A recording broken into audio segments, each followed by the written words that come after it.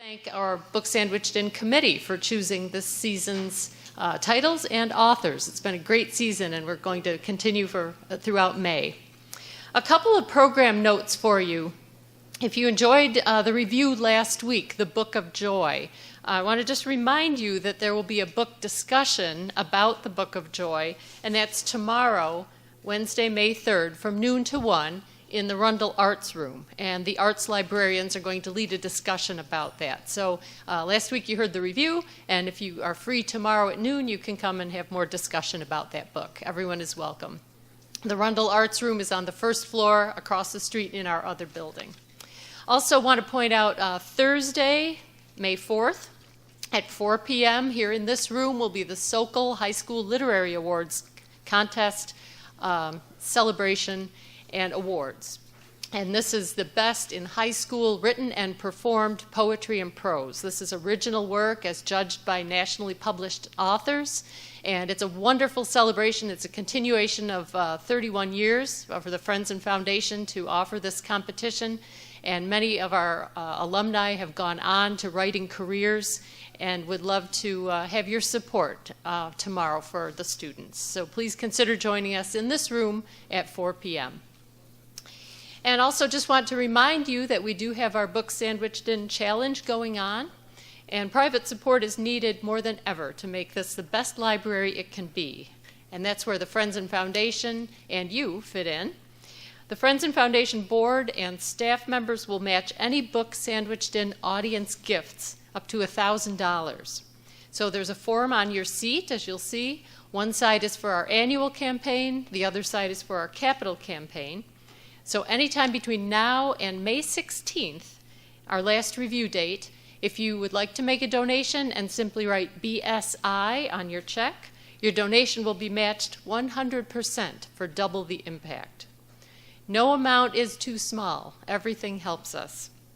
If you wish to make a donation today or you have any questions, you can see Ned Davis, our executive director, or myself. And as always, we thank you for your past and future support of the library through the Friends and Foundation. So now on to today's review. Today's reviewer is Dr. Charan Sattler-LeBlanc. And Dr. Sattler-LeBlanc is Senior Director of the Academic Support Center at RIT. The center provides academic coaching, individual and group tutoring, workshops, classes, and presentations that assist students in developing the necessary skills to achieve their academic goals. Dr. Charan Sattler-LeBlanc is an educator, advocate, parent, and gun violence survivor. She volunteers as the Rochester lead for Moms Demand Action for Gun Sense in America and is a 2017 Survivor Fellow with Everytown for Gun Safety. Please join me in welcoming Charan Sattler-LeBlanc today.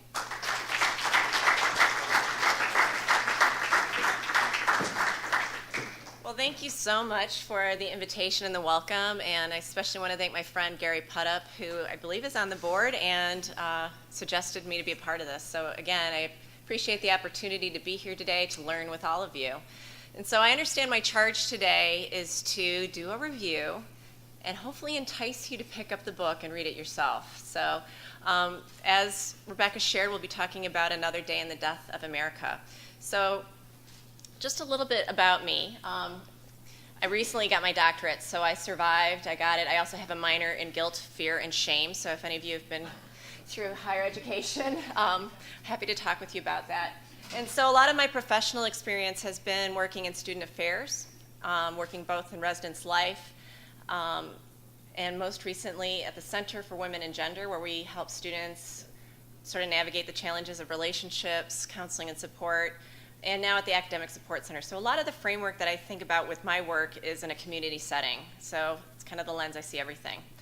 I am also a parent and a partner. I like to call myself the evil, wicked stepmomster. I have 2 teen boys, so it helps us to use that title, but it's a new role for me. And I'm also the daughter of a woman who's from Korea and a father who met her while he was in service in Korea. And so that also frames a lot of my experience as well. A lot of the times that I remember around our kitchen table was helping other Korean women who were going through challenges and my parents helping them to navigate things.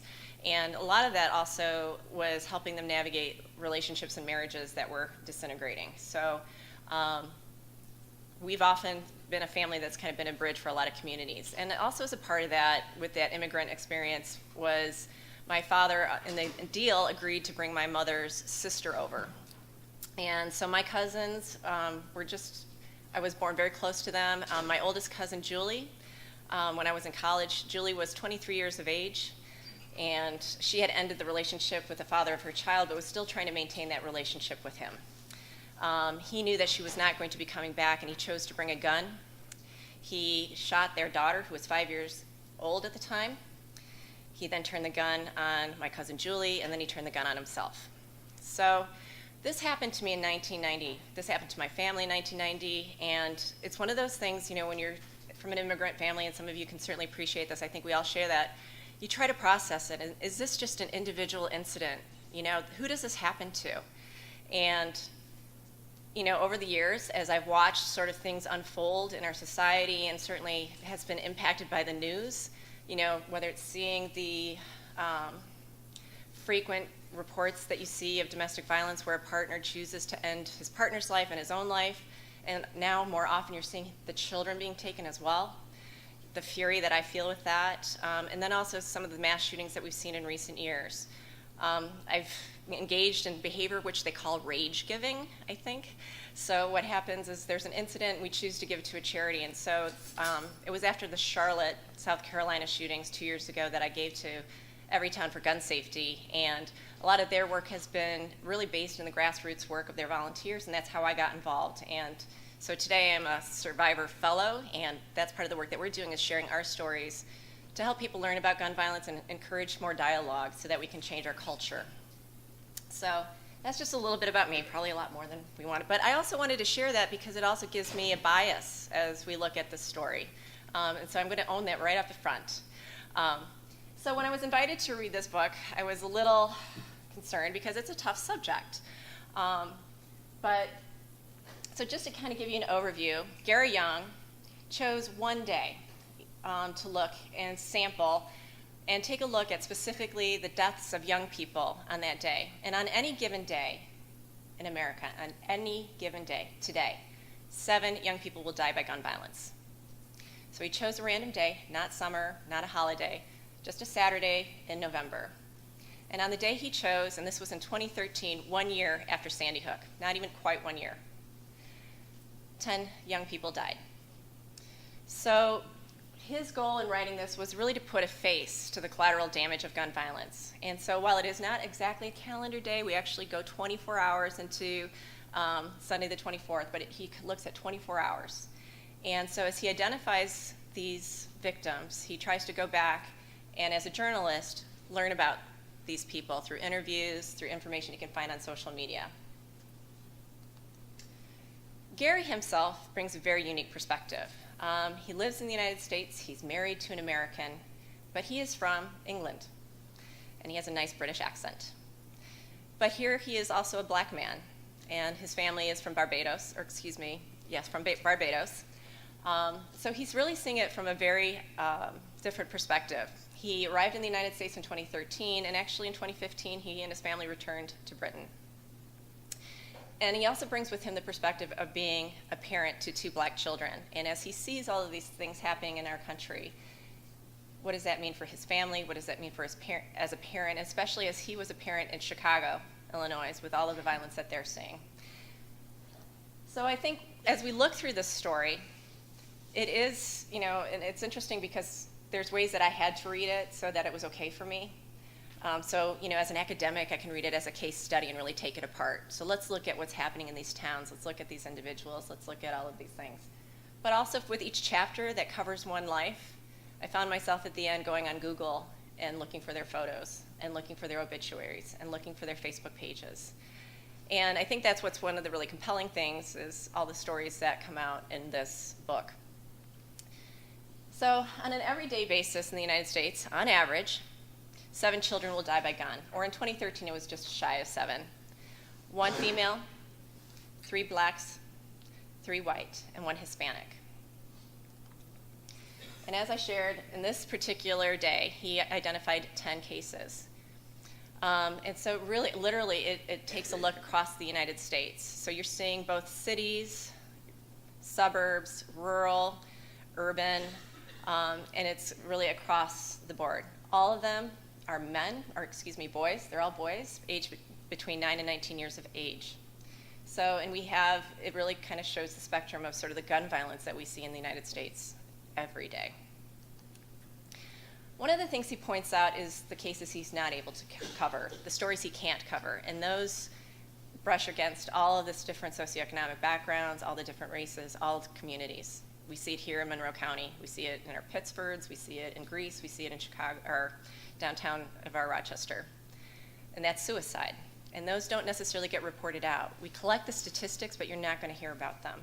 You might hear about a child who dies at a high school, but you're not going to know that it was by gun, a suicide by gun.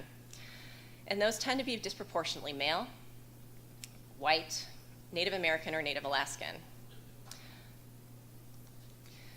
So one of the other key characters throughout Gary's narrative is the NRA and the Americans' relationship with the Second Amendment. And it's interesting as he kind of weaves the story in.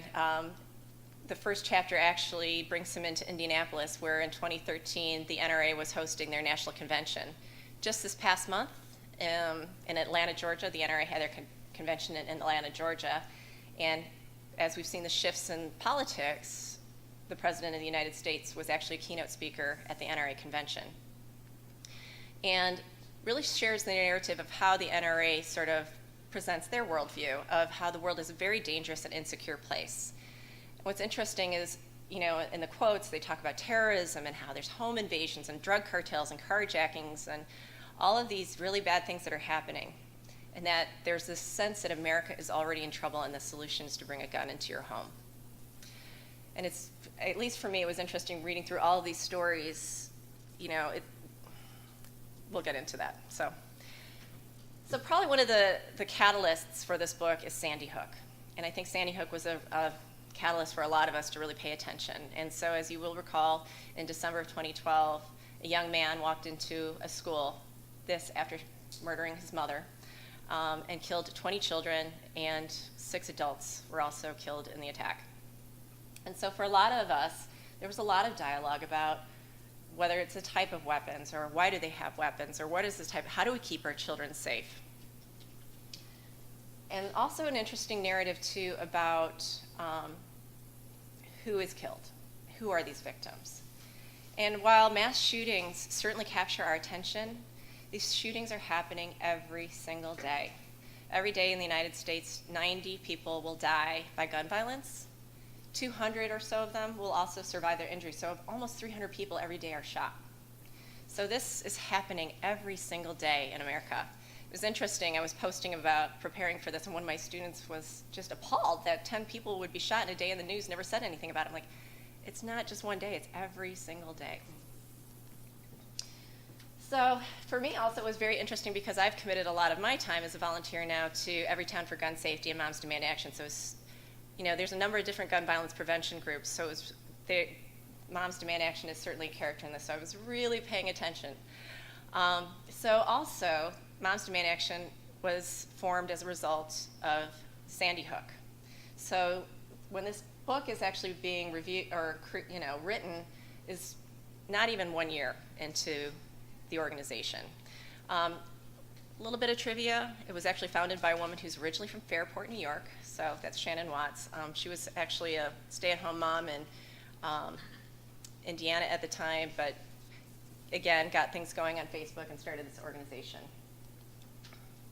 So and for me, I think the big takeaway is sort of what is the narrative we want to talk about gun violence? Do we want to talk about innocents and babies, angels? Because, and I think the challenge for me is like, what does that say? Absolutely, there are innocent victims of gun violence, but if we start saying that these people did not deserve to die, are we also then saying that some people do deserve to die? And I think that's one of the powerful things with Gary's narrative is taking really as much as he can get into these individual stories of the history and the families and the communities, and families that were trying to do everything right, everything that the American narrative tells you to lift yourself up by your bootstraps, and still you cannot save your children. So again, I think that's one of the things I really enjoyed about the book, is that personal challenge of thinking about sort of the narrative that we want to tell. And as a volunteer lead here in Rochester, that's one of the things I challenge my team about, is like when we talk about gun violence, who do we include in that, and make sure that we're including everyone. So, and again, and then as I talk about these things, I talk about things the way an academic might, but there's very real lives and very real families and very real communities that are being impacted. And so we can look at gun violence, we can look at that as the problem, but we can also look at it as a symptom of a much deeper illness that we have. You know, we can look at that ulcer, and we can try to take care of that ulcer.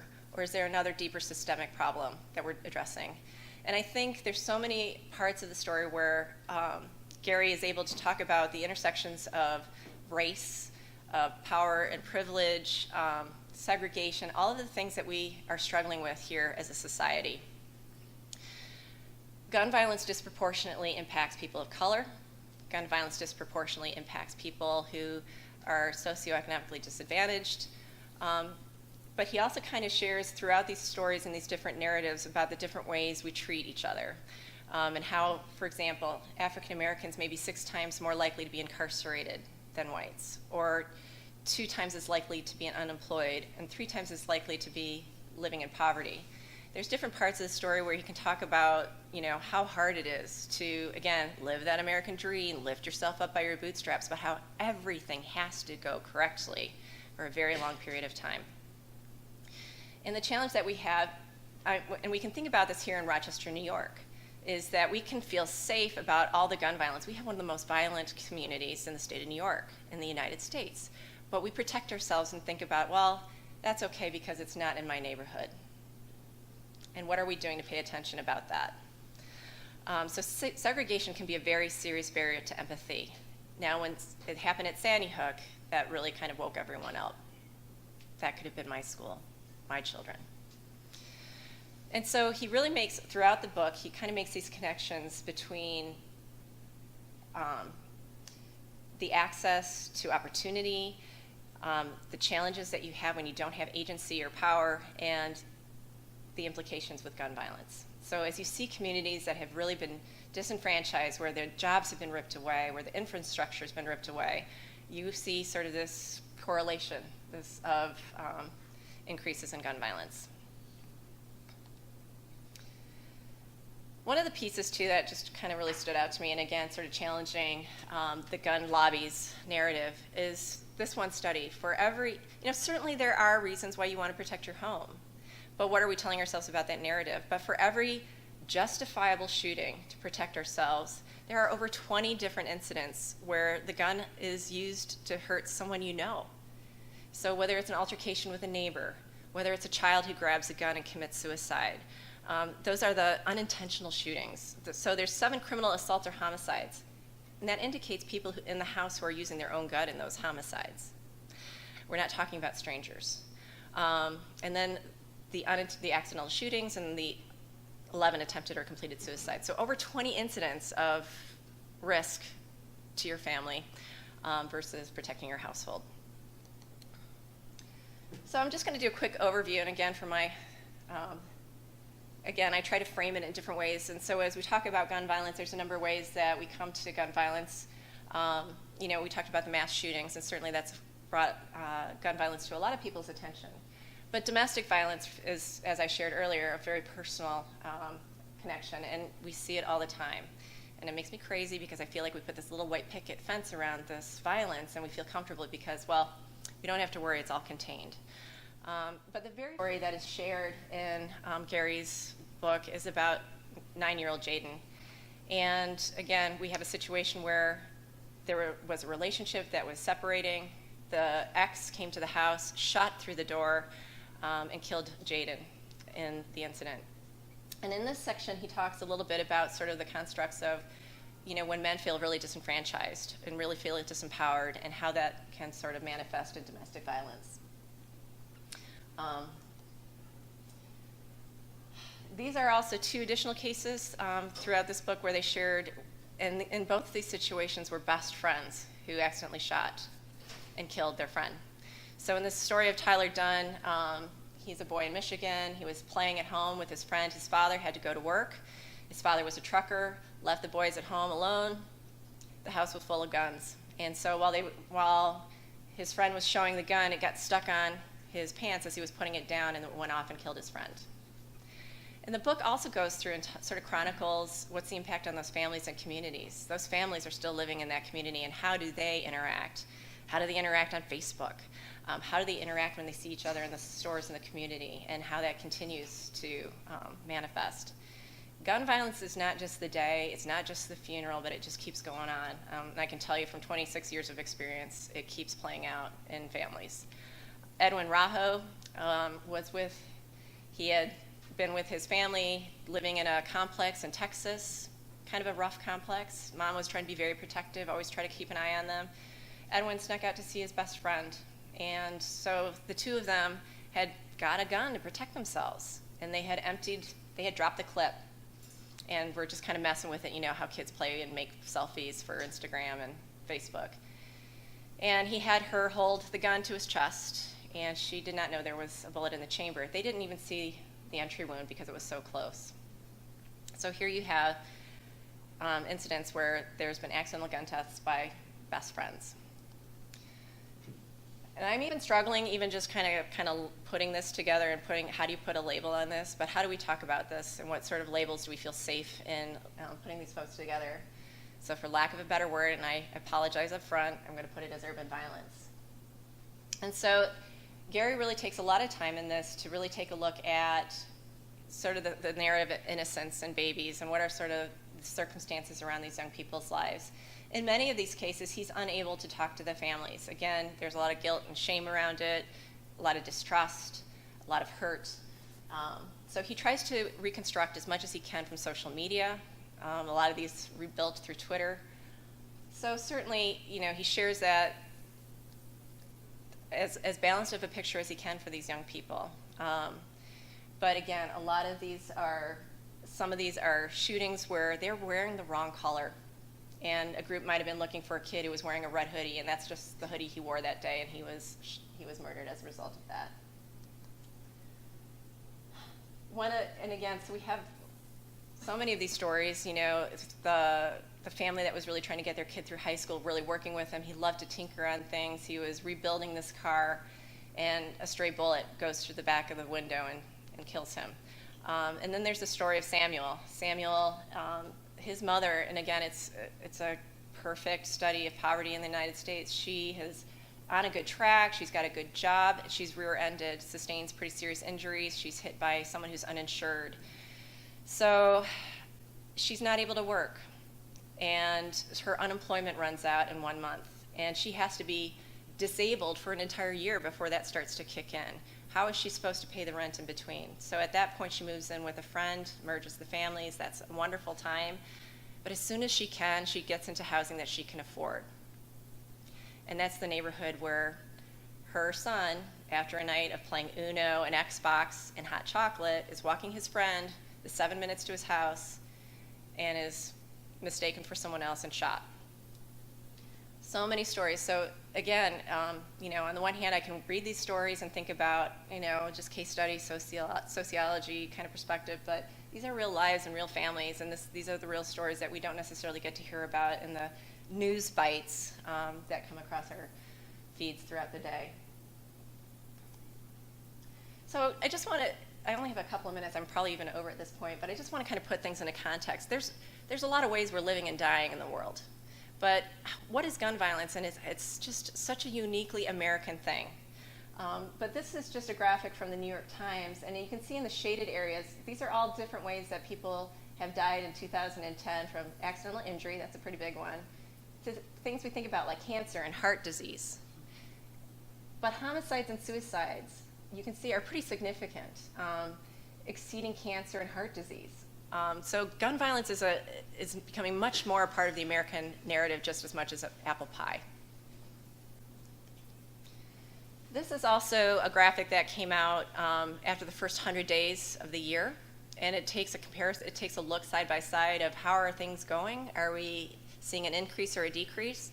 And what you can see is every year it's going up over 10% every year, the amounts of incidents that we're seeing and the number of deaths that we're seeing. And it also teases out how many children are killed or injured and breaks it out by up to age 11 and then 12 to 17. One thing that I wanted to point out with the mass shootings, certainly the ones that make the news, we think about like Sandy Hook or Aurora or Charleston, but over half of the mass shootings are actually domestic violence. And that's when 4 or more people die or are injured by a gun in addition to the shooter. And most of those, like I said, over half of those are domestics. So here we have one of the most developed countries in the world. And Gary challenges us to ask, is this the threshold of the morally acceptable, that we're going to accept this level of preventable violence for what we value? He brings up again the importance of thinking about empathy and sort of the very segregated society that we live in. The role of when we don't have agency. What do we do when we don't have agency, when we feel alienated and disempowered? How do we find that? And for many people, it's in the form of a gun. And there's I hear the arguments often like, we've got to do a better job with mental illness. We have no greater rate of mental illness than any other country in the world. The only thing that's different is our access to guns. So, and one of the things he closes with, which I think is really important and powerful, is we can think about these as isolated tragedies, or we can take a look at it at a much larger scale. And we have to look at the individual stories, but we also need to take into account that this is a much greater trend than the individual tragedies that we see played out in our lives and more of our lives in the days to come. So things definitely for us to be thinking about. So what does this have to do with Rochester? Just by luck, it could have been one of our children in this book, and it happens every week in our community. So this is absolutely our story. I'm sure most of us are aware that we're a very segregated community here as well in Rochester. And it's interesting too because a lot of times we like to blame the victim, and I think that's sometimes a difficult thing for why people don't want to come forward. It's why I didn't want to share my story for a long time. And we have this sort of impression that these communities that don't have resources are not close, but that's not the truth. People know each other. People are very tightly connected. They know each other. But in contrast, they're also being torn apart by gun violence. You've got a beef with someone. So one of the things they talk about in the story of Tyshawn Anderson, and he's in Chicago, is some of the new research that's been coming forward. Gary Slutkin is a doctor, and he's actually an epidemiologist, so he studies diseases and how they spread. And he's actually applied that to gun violence and has seen very, very similar trends. And so what we're now seeing, and what we also see in the city of Rochester, I have a lot of respect for our partners who are doing this, are doing what's called disruption.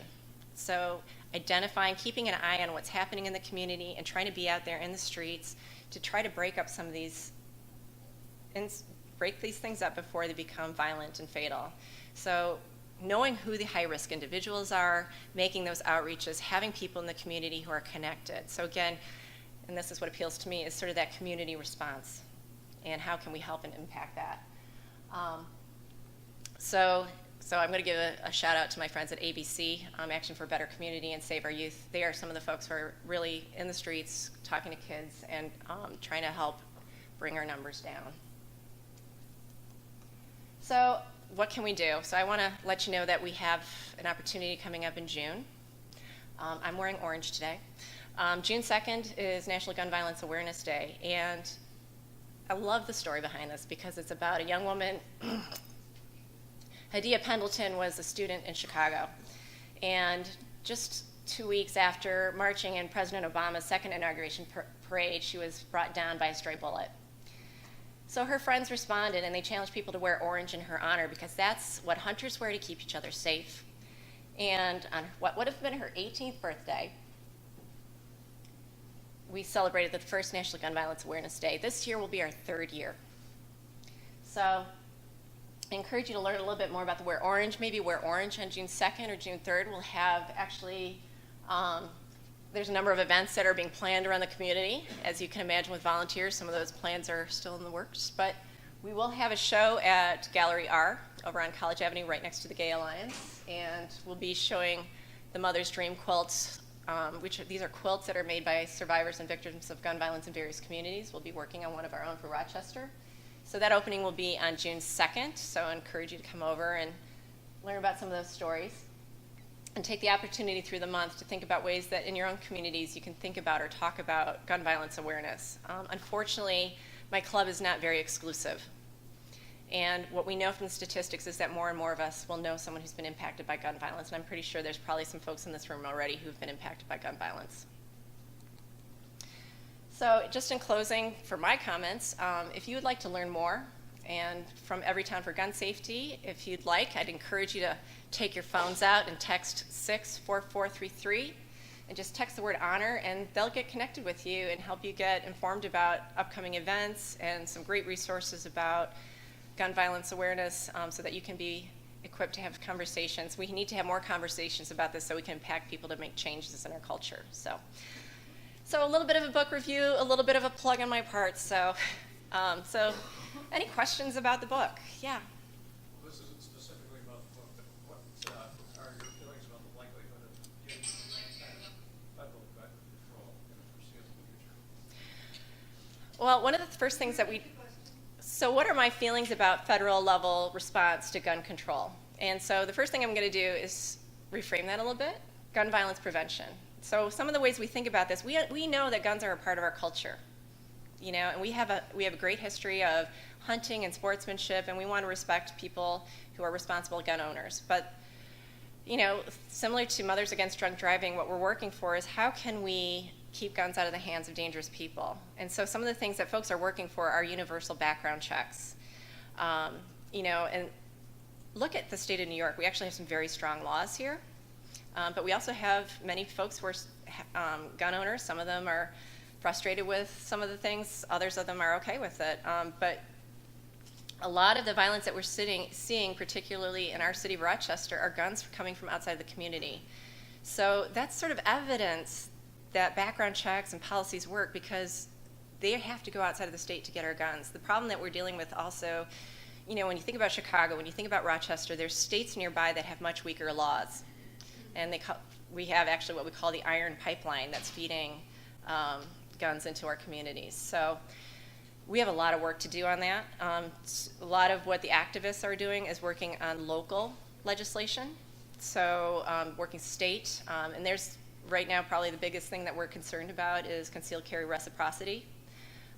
New York, if you want to conceal carry, there's a lot of hoops you have to jump through. You have to get a permit. Some states are better than others, and some states have nothing at all.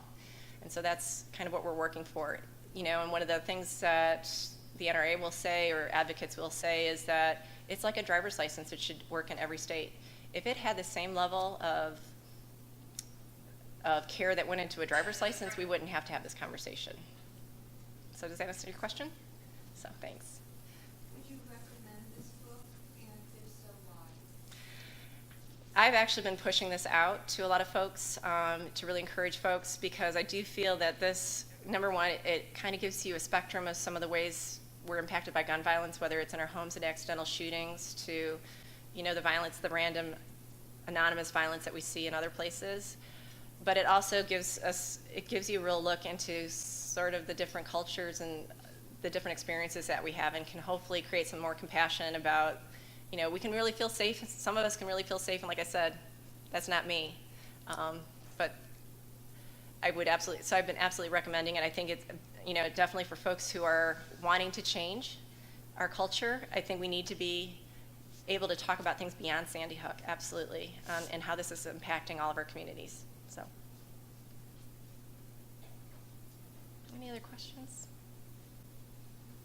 Thank you. It's outrageous that the NRA, that most Republicans and a few Democrats are so tied to the NRA lobby, where they get money from, and they're afraid to, you know, none of them will speak out against having more regulations, which we need. Mm-hmm. You know, it is a tough time, but I think what we're also seeing is some of the highest levels of engagement. And, you know, absolutely, I think that's what the work that we need to do. And I personally feel a lot of the work that we need to do is changing hearts and minds. So we all have those relatives. We all have those people on our Facebook pages. how can we engage in conversations about them? Because, and it's interesting, and I do, it's hard for me, but I try to look at some of the websites and to see how are they telling this story? Because I need to know that, and so as I can talk to them.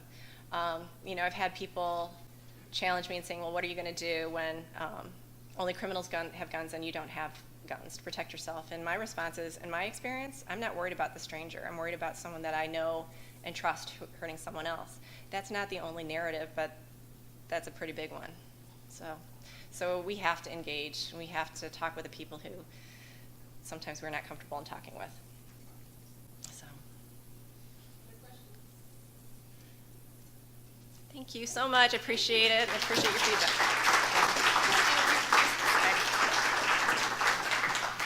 Thank you very much, Taran, for the review and also for your insight into the topic. We appreciate that. We do have